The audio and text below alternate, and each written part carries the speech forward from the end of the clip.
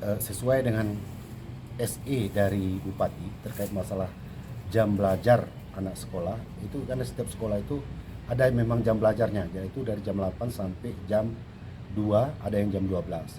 Jadi kita mengadakan patroli mengawasi anak-anak yang bersekolah yang memakai seragam. Kita berupaya tidak berkeliaran di luar sekolah untuk nongkrong-nongkrong. Artinya kita kan kepingin anak sekolah ini betul-betul bersekolah untuk menciptakan generasi emas. Karena di pundak mereka lah Aceh Tengah ini ke depan. Terkhusus Aceh Tengah, kemudian umumnya Indonesia. Jadi kalau anak sekolah kita biarkan berkeliaran di lapangan, tidak bersekolah, tidak menempa pendidikan, apa jadinya nantinya? Ini langkah selanjutnya apa nih Bang tadi Bang? Artinya kami dari dulu memang melaksanakan kegiatan seperti ini.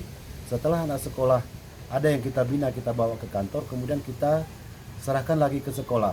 Artinya untuk di sekolah kita sampaikan, tolong kita bersama-sama menjaga anak-anak sekolah.